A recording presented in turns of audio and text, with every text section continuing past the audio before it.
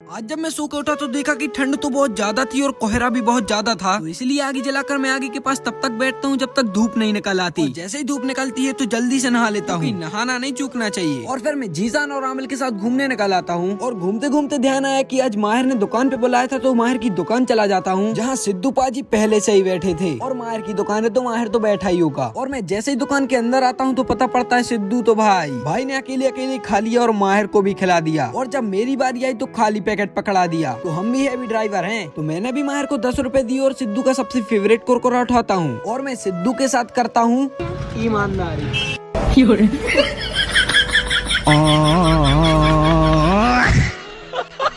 और फिर माहिर को दुकान पे ही छोड़ने के बाद मैं वंश और सिद्धू आ जाते हैं किले घूमने के लिए, जहाँ हम इस गुर्ज पर तो चढ़ ही चुके थे। बस अब 4 गुर्ज और रह गई हैं। पर अभी तो हम इस गुर्ज में आए जहाँ चढ़ने का तो कोई रास्ता ही नहीं था। तो इस गुर्ज से निकलकर हम लोग दूसरी गुर्ज की तरफ बढ़ते हैं, जहाँ हमें एक सैनिकों की छोटी सी गुफा दिखती है, जहाँ से सैनिक तोपे चलाते थे और उन तोपों के गोले लेने माहिर की दुकान जाते थे, क्योंकि उसकी किराने की दुकान है ना, संतरा की गोली चले संतरा की। और फिर बिना मजाक किए हम लोग आ जाते हैं इस गुर्ज पर, जहाँ से एक गलत कदम नरक की दुनिया में पहुँचा सकता है।